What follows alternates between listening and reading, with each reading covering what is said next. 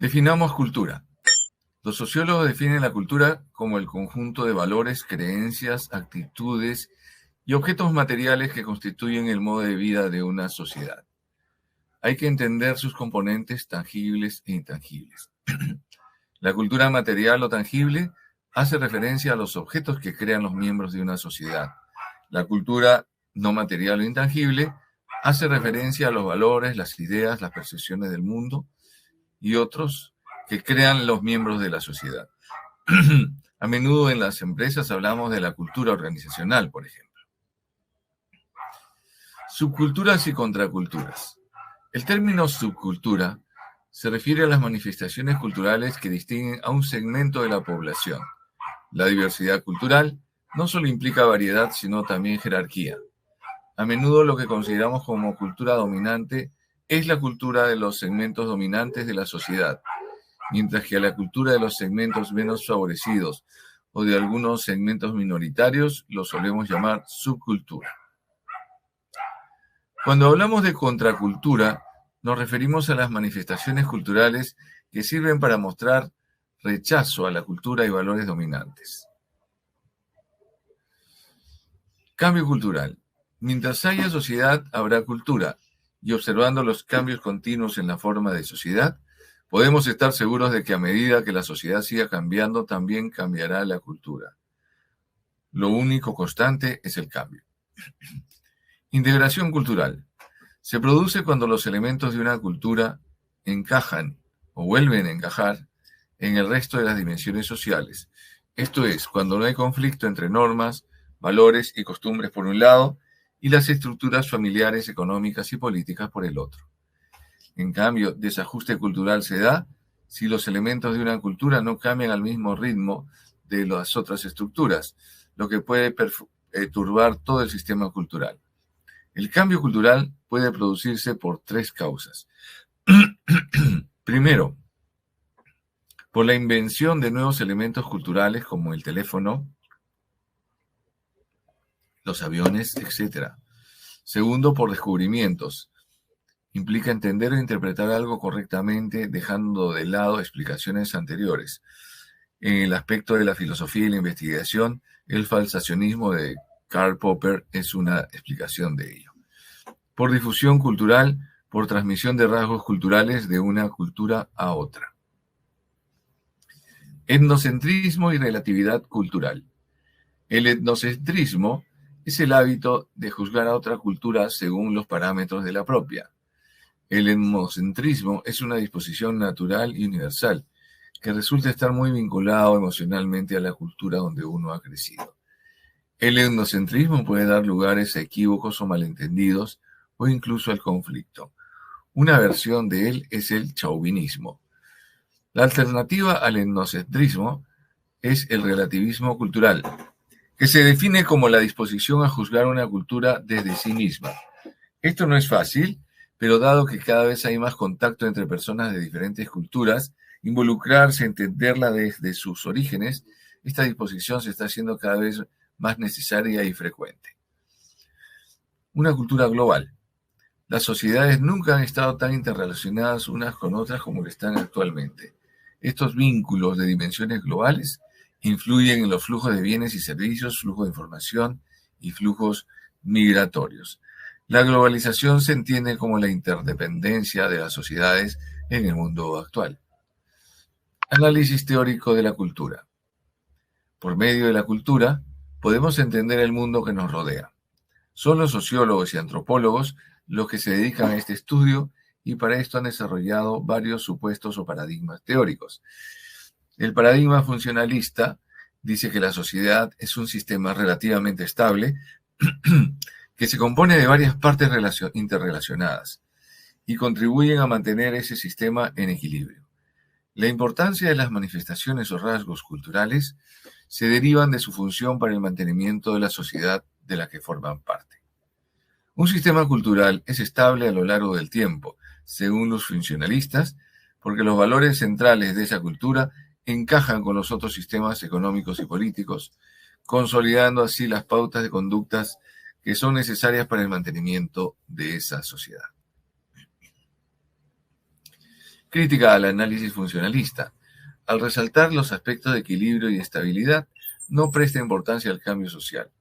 También la idea de compartir los valores culturales por otros miembros, todos los miembros, ignora la diversidad cultural y las pautas culturales que definen aquellos con poder económico político y que terminan convirtiéndose en las dominantes, marginando a los otros grupos. Así, la cultura genera conflictos y no solo estabilidad social. La cultura desde el paradigma de la sociología del conflicto. La sociología del conflicto llama nuestra atención a la relación entre cultura y desigualdad y señala las formas en que unos rasgos y manifestaciones culturales solo benefician a algunos, perjudicando al resto. Desde aquí uno se pregunta por qué algunos valores se han convertido en dominantes y por qué se crean las culturas de resistencia.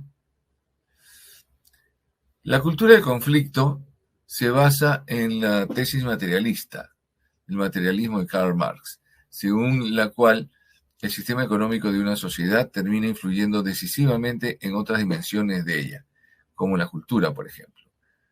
Los sociólogos que trabajan desde esta perspectiva opinan que los valores de una sociedad son el reflejo del sistema económico. La industria cultural que llega a la cultura de masas fomentaba la pasividad de los trabajadores y perpetuaba la situación de dominio.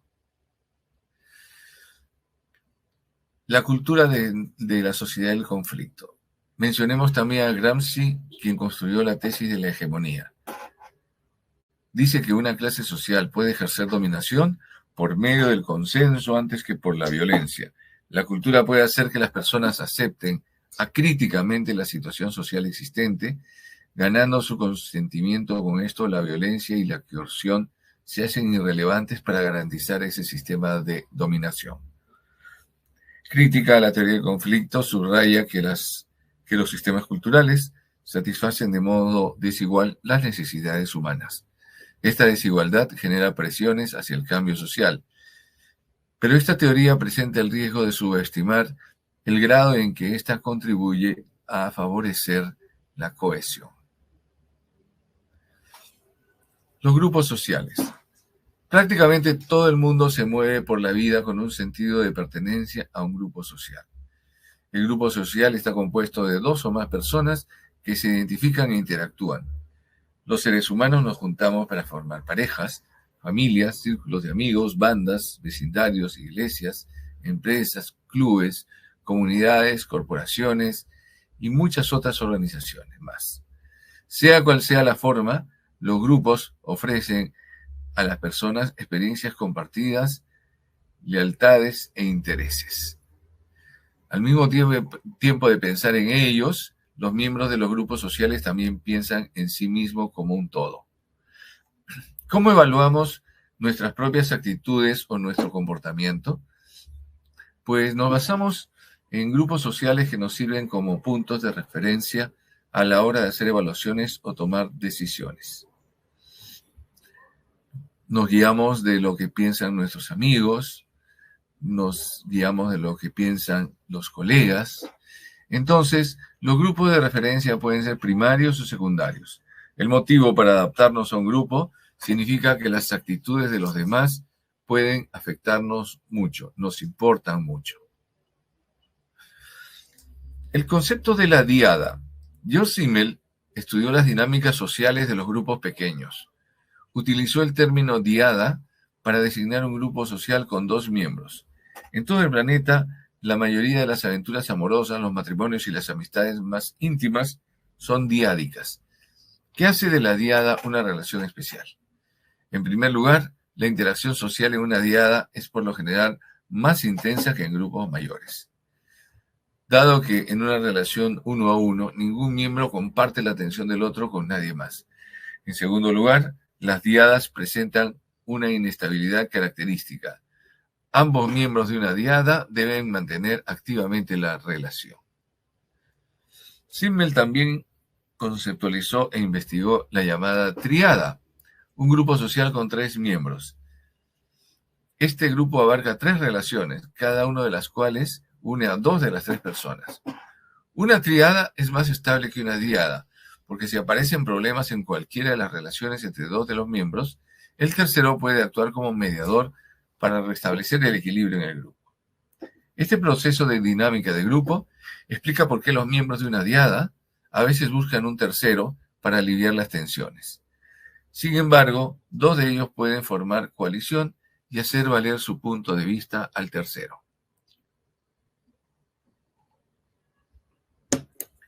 La diversidad social también afecta a la dinámica de los grupos, especialmente a la probabilidad de que los miembros interactúen con alguien de otro grupo. Blau apunta 4 maneras en que la composición de los grupos sociales afecta a la asociación intergrupal. Primera, grupos grandes se orientan hacia el interior. Segunda, grupos heterogéneos se orientan al exterior.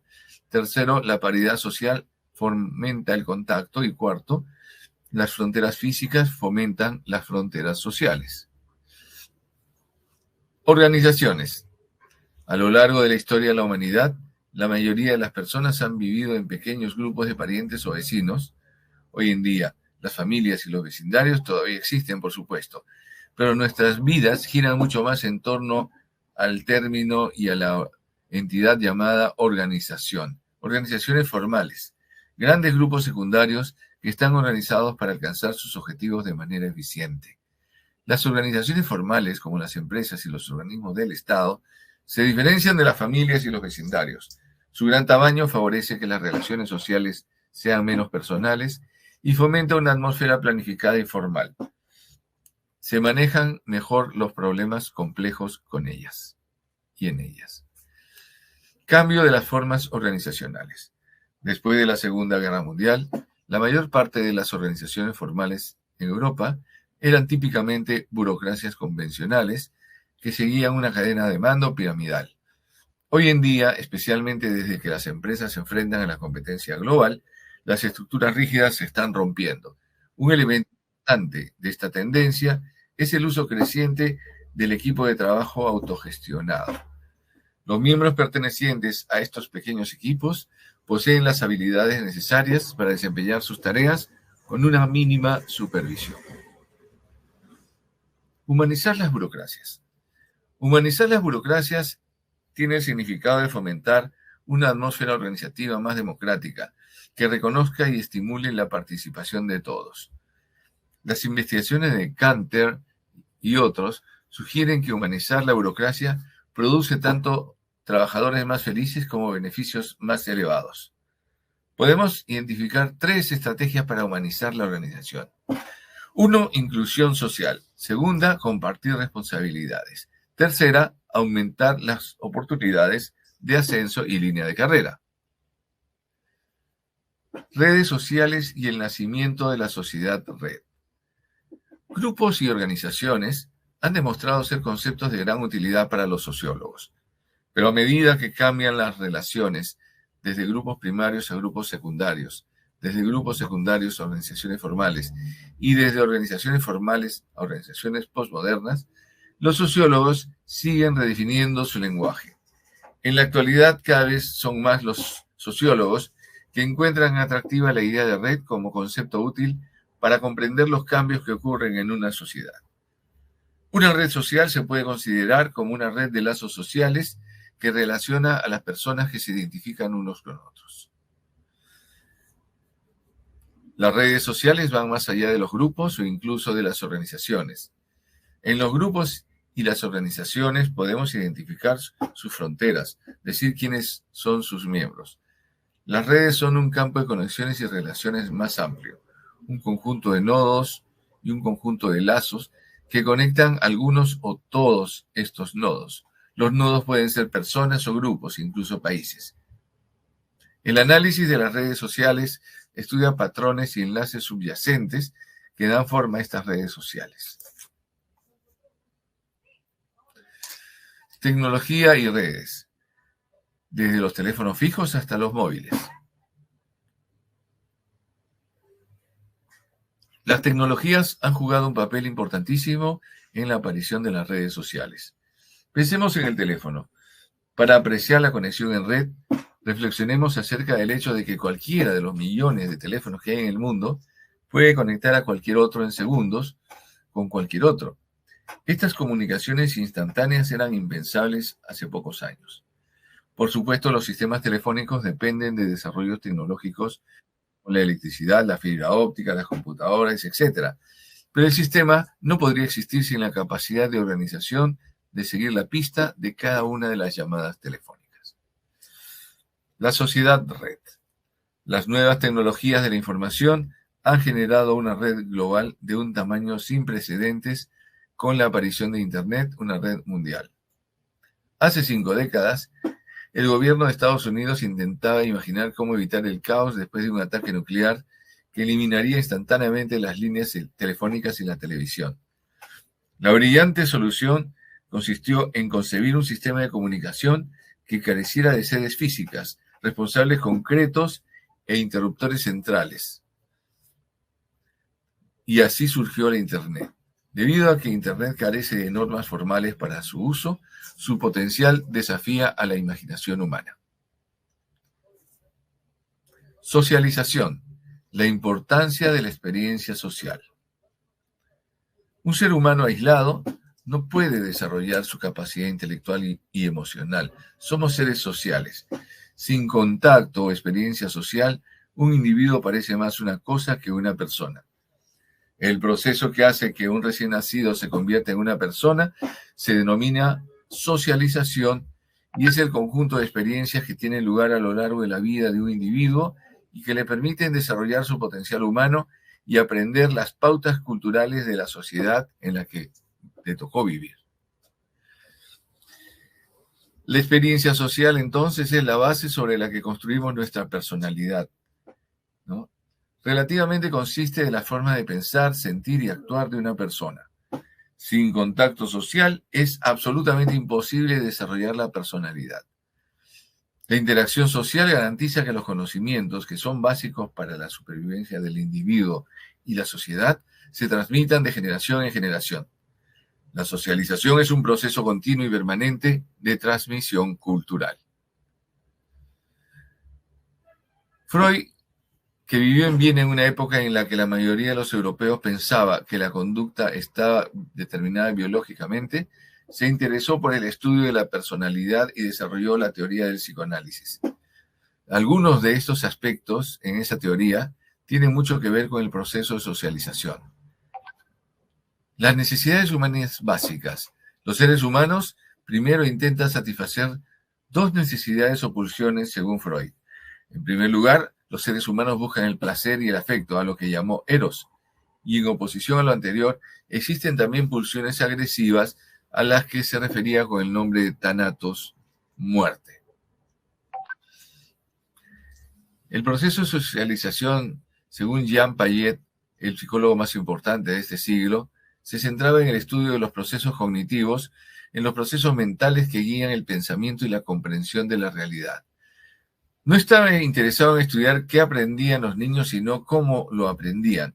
Sus investigaciones le llevaron a formular una teoría, según la cual los niños van atravesando distintas etapas de aprendizaje que tienen que ver con el desarrollo biológico y el tipo de experiencias sociales que van acumulando. Partiendo de las investigaciones de Piaget, Kohlberg estudia el desarrollo del razonamiento moral, esto es, el mundo en que los seres humanos se hacen capaces de enjuiciar hechos o acontecimientos. En una primera etapa preoperacional de Piaget, los niños evalúan el entorno en términos de placer o dolor. En la etapa preconvencional del desarrollo moral, justifican lo que sirve para satisfacer los deseos del niño o que lo hace sentir bien. La siguiente etapa, que corresponde a la última de las operaciones formales de Piaget, es la etapa convencional del desarrollo moral. Esta etapa se inicia en la adolescencia, donde los jóvenes empiezan a dejar a un lado las actitudes puramente egoístas y empiezan a definir lo bueno y lo malo según lo que sus padres entiendan por ello y según las normas culturales. Los jóvenes comienzan a tener en cuenta las intenciones que hay detrás de las acciones. La última etapa es la postconvencional, donde los individuos ya empiezan a poner entre paréntesis las normas y los valores culturales y van siendo capaces de emitir sus propios juicios morales sobre la base de unos principios éticos abstractos. Otro de los teóricos del tema de la socialización es Herbert Mead, el autor de la tesis de El Self. Él llamó a su experiencia teórica, a su perspectiva, el conductismo social, en referencia a la línea de la psicología llamada conductismo y a la obra de Watson. Tanto Mead como Watson pensaban que el entorno tenía una enorme capacidad de influencia sobre la conducta humana. Mead se dedicó a estudiar y a reflexionar sobre la conciencia, rasgo distintivo de la especie humana. El self, que él define como una dimensión de la personalidad compuesta por la conciencia y las imágenes que de sí mismo tiene el sujeto, nace con la experiencia social. No es algo biológico, no es parte del cuerpo humano, ni nace con el individuo. El self nace y se desarrolla únicamente a partir de la experiencia social.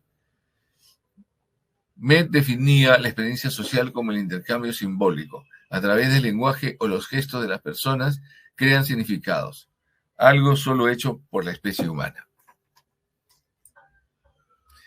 ¿Cuáles son los agentes de la socialización? La familia es el principal agente de socialización, tanto en el caso de las sociedades modernas y complejas, como en el caso de otras sociedades menos avanzadas tecnológicamente. La importancia reside en los primeros años de la vida de un niño en su núcleo familiar. La socialización se produce de manera continua y difusa, no siguiendo un programa establecido. Los niños absorben todo lo que observan en el entorno familiar como una esponja. La importancia reside en la atención que recibe el niño para poder desarrollar bien esta etapa. El siguiente agente es la escuela. Allí el niño entra en contacto con personas de distinto origen social. Por esta razón, la escuela ensancha el mundo del niño, hasta entonces reducido al ámbito familiar. Así, el niño empieza a valorar la importancia que se da en la sociedad al género o a la raza de las personas y empieza a actuar de acuerdo con estas valoraciones. El grupo de iguales. Dentro del proceso de la socialización, el grupo de iguales es un grupo social compuesto por personas que tienen más o menos la misma edad, posición social e intereses comunes que el sujeto. El grupo de iguales de un niño generalmente se compone de sus vecinos o amigos de juego. En la adolescencia, la pertenencia a un grupo de iguales tiende a que se empiecen a imitar las conductas y estilos de ese grupo con la esperanza de ser admitido. Este proceso recibe el nombre de socialización anticipada, que es el aprendizaje de las normas, valores o conductas sociales que tienen como objetivo alcanzar una determinada posición. Se ha dicho que los medios de comunicación tienen una gran influencia sobre las personas, razón por la cual se los considera un poderoso agente de socialización. La televisión se ha convertido en el medio de socialización por excelencia. Resocialización. Las organizaciones totales imponen este régimen de vida al interno o persona encarcelada con el fin de socializarlo, de alterar radicalmente su personalidad por medio de manipulación de necesidades y entorno vital. La resocialización es un proceso que consta de 2 etapas. En la primera, el personal intenta anular o neutralizar la personalidad del interno mediante la degradación, la humillación, el envejecimiento y la profanación de su identidad.